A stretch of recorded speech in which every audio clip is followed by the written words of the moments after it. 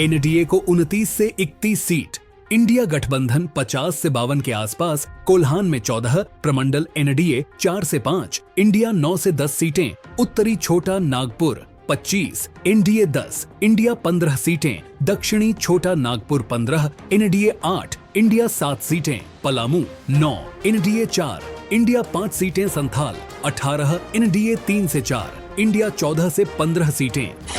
नमस्कार, आप देख रहे हैं हमारा YouTube news channel fifth pillar. आज हम आपके लिए लाए हैं झारखंड विधानसभा चुनाव की वह तस्वीर जिसका आपको बेसब्री से इंतजार था। जी हाँ, यह है झारखंड विधानसभा का एग्जिट पोल। समीक्षा ठीक, आंकड़े सटीक। इसके पहले चुनाव की शुरुआत में हमने आपको एनडीए और इंडिया गठबंधन में सीटों के बंटवारे पर जो जानकारी दी थी वह एकदम सटीक उतरी थी। आज हम आपको बताने जा रहे हैं कि किस गठबंधन को कितनी सीटें मिलने जा रही हैं, झारखंड में किस गठबंधन की सरकार बनने जा रही है, इंडिया गठबंधन वापस आ रहा है या कमल का फूल खिलेगा। मगर इसके पहले आप हमारे YouTube news channel fifth pillar को लाइक और सब्सक्राइब जरूर कर लें ताकि हमारे हर राजनीतिक अपडेट्स आप तक पहुंचते रहें। झारखंड में आज दूसरे चरण का मतदान संपन्न हो गया है। इस तरह प्रदेश की सभी 81 सीटों पर वोटिंग पूरी हो चुकी है। अब समय है एग्जिट पोल का। फिफ्थ पिलर की टीम ने झारखंड के दोनों चरणों के चुनाव का बारीकी से जायजा लिया। हमारी टीम ने एक एक विधानसभा सीट का सर्वे किया है। इस सर्वे के अनुसार इंडिया गठबंधन की सरकार एक बार फिर झारखंड में बनती नजर आ रही है। झारखंड में इंडिया गठबंधन की सरकार बन रही है। झारखंड की विधानसभा में सीटों की संख्या 81 है। इस तरह सरकार बनाने के लिए बहुमत का जादुई आंकड़ा छूना जरूरी है। यह जादुई आंकड़ा है 41 सीटों का। झारखंड वह राज्य है जहां अब तक हुए विधानसभा चुनावों में कोई भी दल अपने बूते बहुमत हासिल नहीं कर सका है। इस बार यहां कांग्रेस, जेएमएम, राजद व वाम मोर्चा वाले इंडिया गठबंधन और भाजपा, जदयू, लोजपा व आजसू वाले एनडीए के बीच एक एक सीट पर कांटे का मुकाबला रहा। हमारे सर्वे के अनुसार झारखंड की 81 सीटों में से इंडिया गठबंधन को 50 से 52 सीटें मिलने जा रही हैं। इस तरह इंडिया गठबंधन यहां एक बार फिर सरकार बनाने जा रहा है। एनडीए को 29 से 31 सीटें मिलती दिख रही हैं। एनडीए सरकार बनाने की अपनी कोशिश से पिछड़ता नजर आ रहा है। इसके पीछे दो बड़े कारण हैं। पहला तो इंडिया गठबंधन सरकार का काम, दूसरा भाजपा के पास मुद्दों का अभाव। इंडिया गठबंधन ने इस बार बड़ी निर्माण वाली योजनाओं के पूरा करने पर फोकस किया ही साथ ही सरकार का कैश का भंडार भरने पर जोर दिया। इससे कई लाभकारी योजनाएं चलाई गईं। गांवों में वस्त्र वितरण कराया गया। जब चुनाव नजदीक थे तो झारखंड मुख्यमंत्री मैया सम्मान योजना पेश कर दी। यह योजना इंडिया गठबंधन के लिए गेम चेंजर साबित हुई है। दूसरी तरफ भाजपा ने घुसपैठ का मुद्दा उठाया। इंडिया गठबंधन ने इस नाकामी का आरोप गृह मंत्रालय पर ही मढ़कर इस मुद्दे की हवा निकाल दी। हेमंत सोरेन जनता को यह समझाने में कामयाब रहे कि बांग्लादेश की फरार पीएम शेख हसीना की दिल्ली में एनडीए सरकार आवभगत कर रही है और घुसपैठ का इल्जाम झारखंड पर लगा रही है। कोल्हान, पलामू और संथाल में इंडिया गठबंधन का अच्छा प्रदर्शन नजर आ रहा है। कोल्हान में इंडिया गठबंधन एक बार फिर क्लीन स्वीप करता नजर आ रहा है। झारखंड लोकतांत्रिक क्रांतिकारी मोर्चा से कई सीटों पर एनडीए को भी नुकसान होता नजर आ रहा है। कई सीटों पर महतो वोट आजसू से कटते नजर आ रहे हैं। इसका सीधा नुकसान एनडीए के खाते में जा रहा है।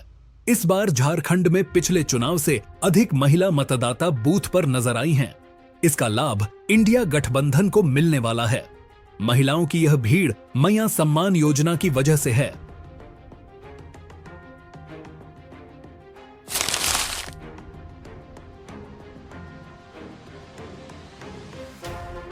कोल्हान में पिछले विधानसभा चुनाव में एनडीए का खाता नहीं खुला था, मगर इस बार वह यहां अपना खाता खोल रहा है।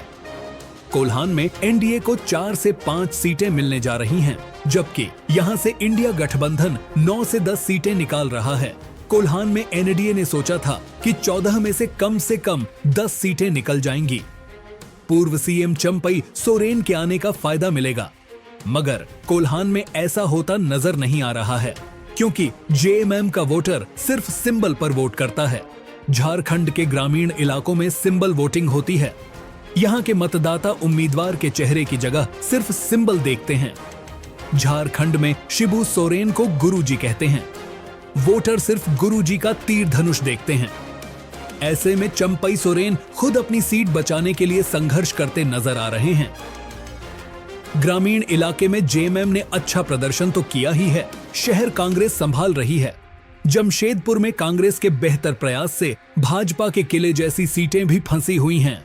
जमशेदपुर पूर्वी की सीट भाजपा का गढ़ कही जाती है, मगर इस सीट पर भाजपाई भी आश्वस्त नजर नहीं आ रहे हैं। कोल्हान में इंडिया गठबंधन जमशेदपुर पश्चिम, घाटशिला, पोटका, बहरागोड़ा, मंझगांव, मनोहरपुर, चक्रधरपुर, खरसावां, ईचागढ़ आदि सीटें जीत रही हैं।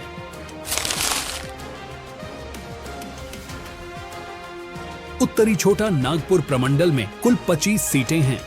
इनमें से इंडिया गठबंधन 15 सीटें जीत रहा है। एनडीए को 10 के करीब सीटें मिल रही हैं। इस प्रमंडल में भाजपा ने कुछ बेहतर किया है। इस प्रमंडल की कई सीटें भाजपा का किला मानी जाती हैं। हजारीबाग का इलाका इसी प्रमंडल में आता है।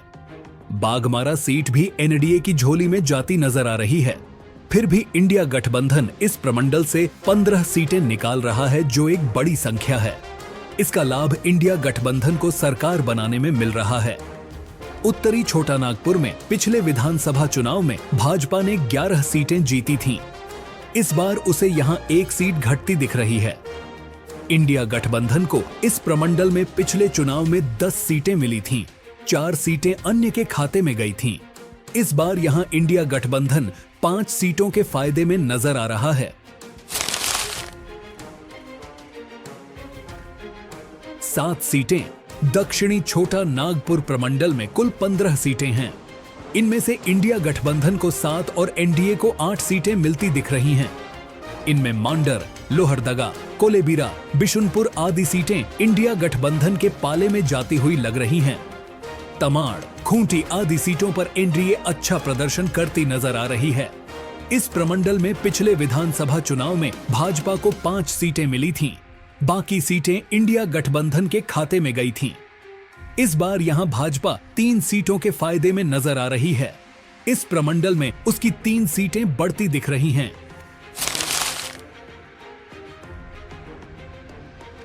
पलामू में कुल 9 सीटें हैं। इनमें से एनडीए को 4 सीटें मिलती नजर आ रही हैं। इंडिया को 5 सीटें मिलती दिख रही हैं। गढ़वा, मनिका, लातेहार, छतरपुर आदि सीटें इंडिया गठबंधन की झोली में जा रही हैं, जबकि हुसैनाबाद, डाल्टनगंज आदि सीटें बीजेपी को मिलने की संभावना जताई जा रही है। पिछले विधानसभा चुनाव में इस प्रमंडल में भाजपा ने 5 सीटें जीती थीं, मगर इस बार पलामू में इंडिया गठबंधन फायदे में दिख रहा है। इंडिया गठबंधन को पिछले चुनाव में 4 सीटें मिली थीं। इस बार उसे 1 सीट का लाभ होता नजर आ रहा है। संथाल में कुल 18 सीटें हैं। इनमें से एनडीए को 3 से 4 और इंडिया गठबंधन को 14 से 15 सीटें मिलती नजर आ रही हैं। संथाल इंडिया गठबंधन का गढ़ माना जाता है। यहाँ पाकुड़, जामताड़ा, पोड़ैयाहाट आदि इलाका कांग्रेस का किला माना जाता है, जबकि दुमका, जामा, लिट्टीपाड़ा, शिकारीपाड़ा आदि सीटें जेएमएम का गढ़ हैं। संथाल में सेंधमारी करने के लिए ही भाजपा ने घुसपैठ का मुद्दा उठाया था, मगर यह मुद्दा नहीं चल पाया। इस मुद्दे को धरातल पर उतारने की जिम्मेदारी पूर्व सीएम चंपई सोरेन के कांधे पर डाली गई थी, मगर वह अपनी सीट पर फंस गए। इस वजह से वह संथाल का ज्यादा दौरा नहीं कर पाए। दूसरी तरफ हेमंत सोरेन और उनकी पत्नी कल्पना सोरेन ने संथाल का कोना कोना छान मारा। लोगों को बताया कि बीजेपी उन्हें कैसे परेशान कर रही है और किस तरह साजिश रचकर घुसपैठ का मुद्दा उठा रही है। हेमंत सोरेन लोगों को यह समझाने में कामयाब हो गए कि संथाल में घुसपैठ कोई मुद्दा नहीं है। संथाल में घुसपैठ नहीं हुई है। संथाल में मुस्लिम आबादी भी अधिक है। इसका लाभ भी इंडिया गठबंधन को मिला। इस प्रमंडल में इंडिया गठबंधन को पिछले चुनाव में 14 सीटें मिली थीं। तो आपको हमारा यह वीडियो कैसा लगा, हमें कमेंट बॉक्स में जरूर बताएं। हमारे YouTube news channel fifth pillar को लाइक और सब्सक्राइब करना न भूलें।